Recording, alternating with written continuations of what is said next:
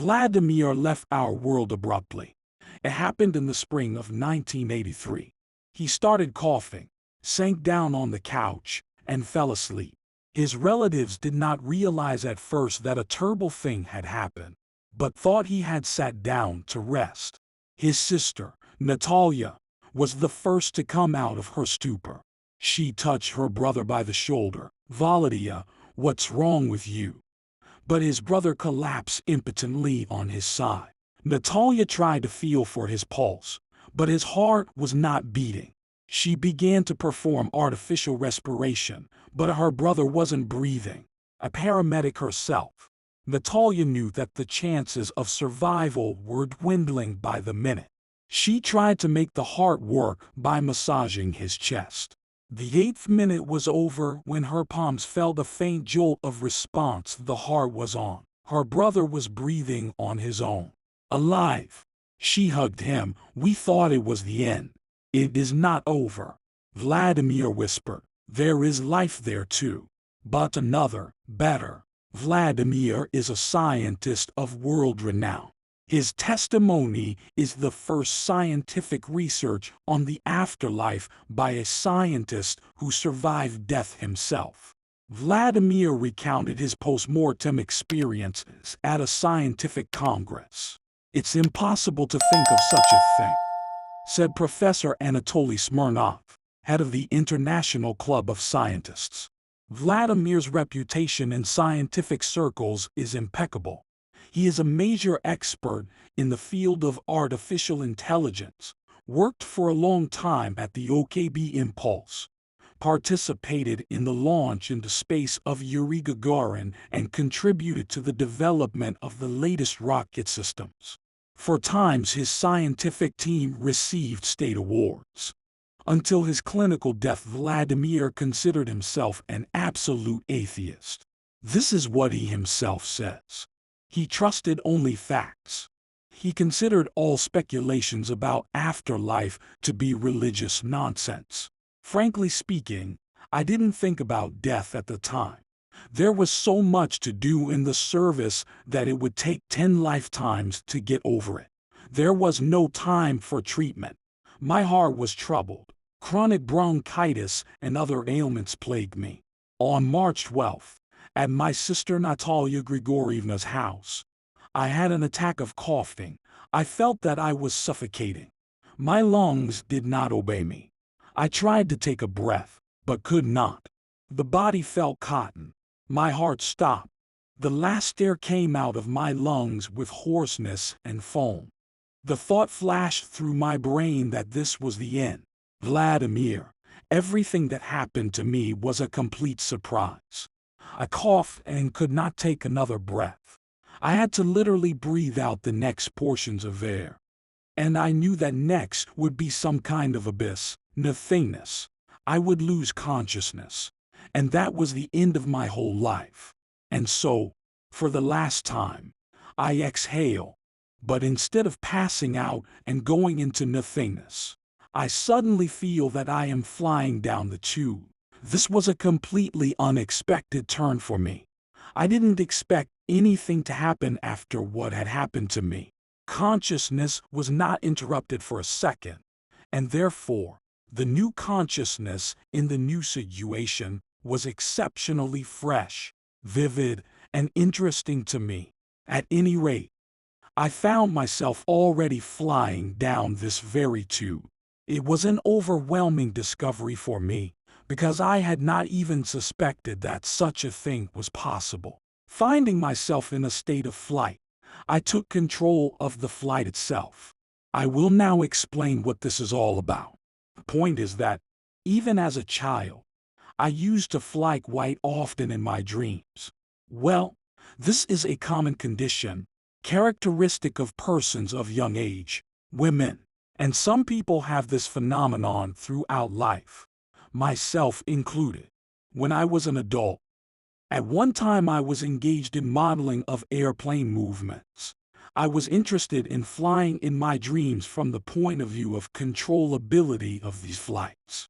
And in order to achieve perfection in controlling these flights, I decided to develop such a conditional program. which I practiced during these flights. And so, in accordance with my flying techniques, if I may say so, I paused my flight and began to examine what I should do next.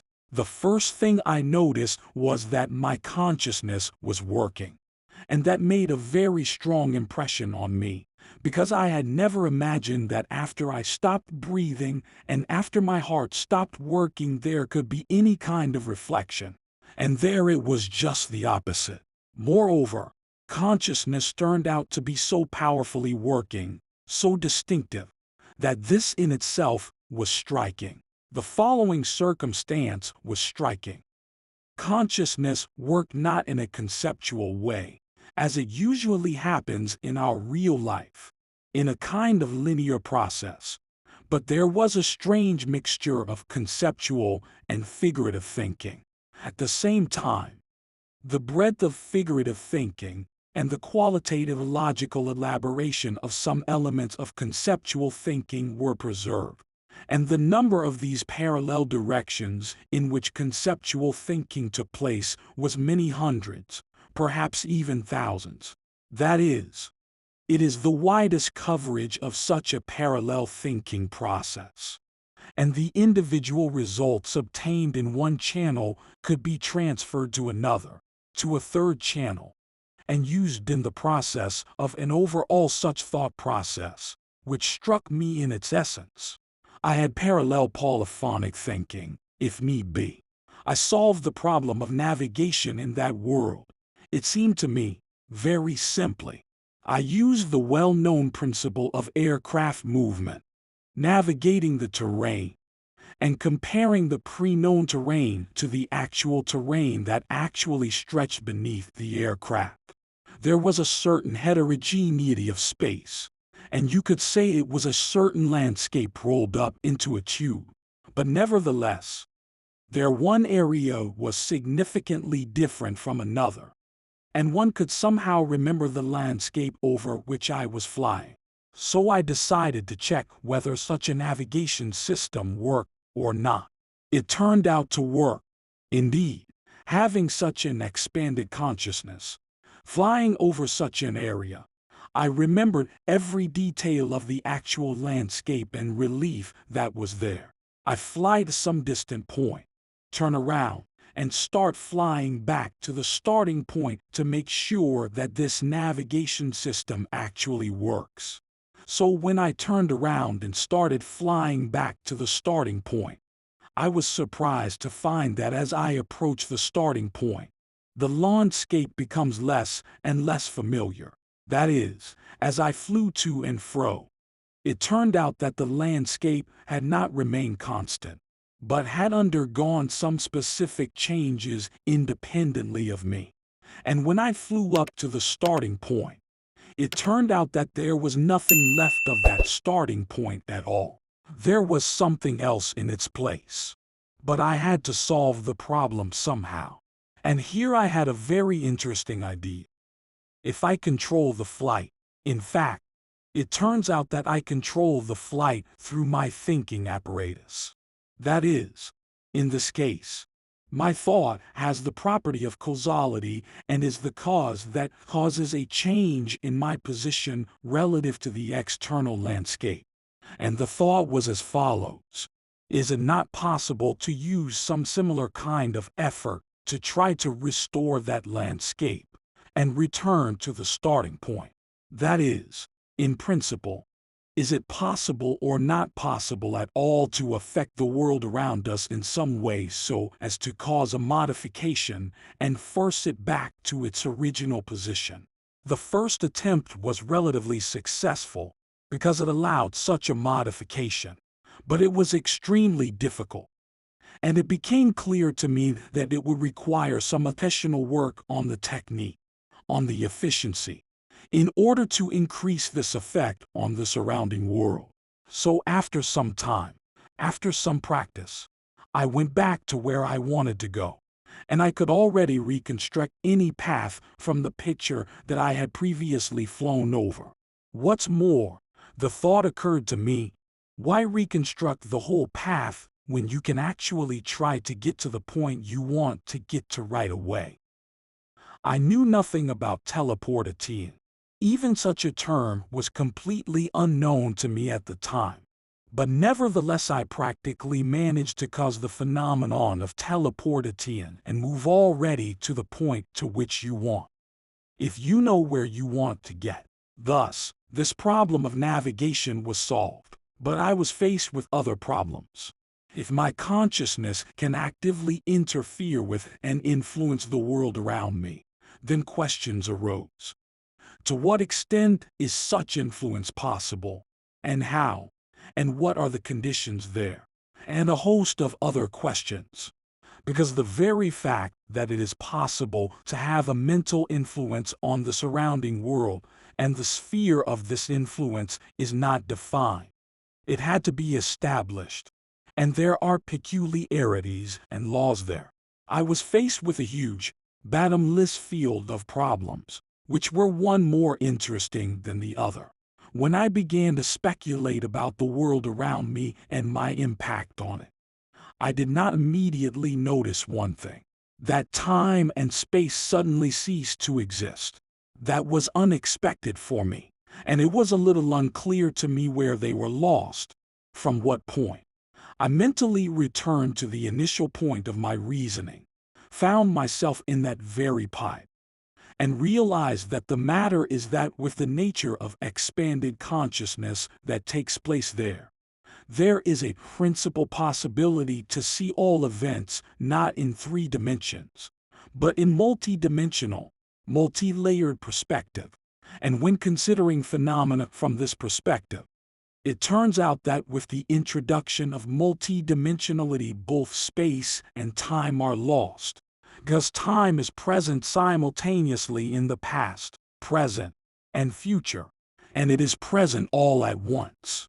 And it's impossible to say that we are present at this particular point. And then a thought occurred to me. What I was doing there was connected with the space that was taking place there. Can any other element from my past life be brought into the field of consideration? For example, is it possible to see my broken television set, which had broken just the day before? That being said, it turned out that yes, you could. My TV showed up there. The first moment I saw that TV was exactly as I'd seen it in my normal life. But that was literally the first moment, because immediately, in addition to this visible image of this television, there was information related to global information about this television, and how it was conceived, and how it was designed, and how it was developed, and on what basis it was manufactured, what its parameters were. In other words, a polyphonic consciousness emerged again, in which time as such did not exist, because in the process of creating this television, there was a whole space-time depth to it, and the television itself, as we usually imagine it, occupied an exceptionally modest place. I didn't look at it, didn't pay attention to it, but I just want to say that here is seeing the problems in all their globality. When you see all the cause and effect connections that cannot be traced in our world, gives an amazing awareness of what is happening and all the phenomena that are related to the issue at hand. Where I get this information from is another question, but the fact is that, in principle, such information is available, that it can be presented, it can be made sense of, and those things that seem random, they don't look random at all there. And I understood what caused my television set to break down.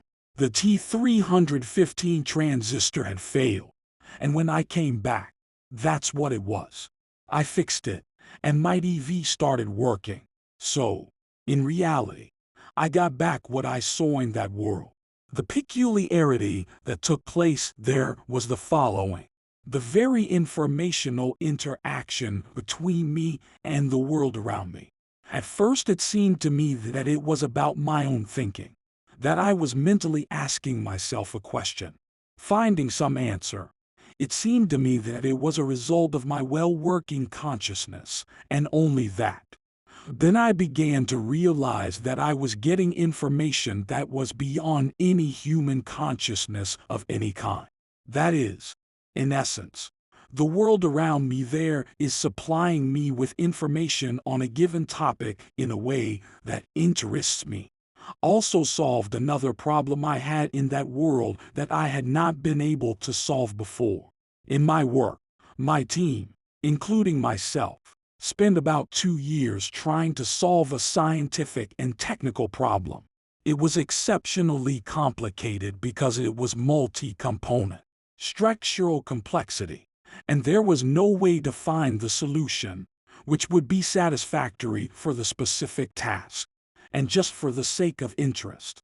Although I did not expect to go back, I set myself this problem. Could I at least consider the possibility of solving such a problem? Please. It stood before my eyes in its entirety, again in such polyphony. Immediately all the interconnections, all the peculiarities, without exception, were visible and clear. And the very result that was needed was obtained. That is, the algorithm of the solution. And the result itself is quite simple, but it is not easy to get it. But in any case, upon receiving this result, I wrote it down in my notebook at work the next day, quite calmly. The management was not very surprised, because they thought it was normal, but I was surprised, because the nature of receiving such information was very specific. The fact is that there was a kind of intelligent system formed there, beyond life, where there was not even one entity that provided me with information, but two. The second one was me, but I was a subject of limited possibilities, and the whole system was a subject of unlimited possibilities. It turned out that in this intellectual system there was a leading subject and a slave, which was me. As I was told, the duration of my stay in the state of clinical death was estimated at about 5 to 7 minutes. That's all. It seemed to me to be 55 minutes. Not 56, not 58, but 55. And so, when I suddenly felt someone start to, I had the impression that I was in the deepest sleep, and someone was trying hard to wake me up. And some outside influence was reaching my consciousness and starting to disturb me. The essence of this study here so captivated me that I slowed my return as best I could. My sister, and she was working then as an operating nurse in heart surgeries, and she understood very well what was going on. She was bringing me back professionally, and she brought me back from there. And then she asks me, "What are you so happy about?" And my face was blazing with excitement. I said, "Well, I finally solved a huge problem, which I could not solve for 2 years. The thing is that when I came back, all of a sudden it turned out that the experience that I had gained there, that is the experience of how to influence the outer world through the consciousness and the experience of receiving some informational things, also works here. And that for me was an overwhelming fact. About the Bible, I realized that man sees there what he wants to see. That's why people's descriptions of the afterlife are different for those who have experienced death. The righteous person sees heaven, the sinner sees hell. For me, death was an ineffable joy, incomparable to anything on earth. Even love for a woman was nothing compared to my experience there.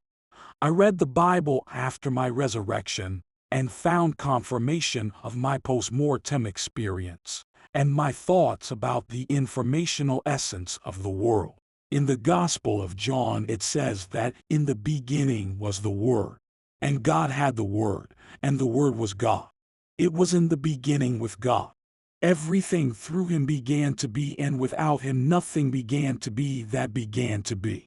Isn't this a hint that in Scripture the word refers to some global informational essence that includes the overarching content of everything? I have successfully put my posthumous experience into practice. I took the key to many of the difficult problems I had to solve in my earthly life from there. All people's thinking has the property of causality, but few people realize it. To avoid harming oneself and others, one must follow the religious norms of life. The holy books are dictated by the Creator, a safety technique for humanity. Death is not scary to me now. I know it is a door to another world.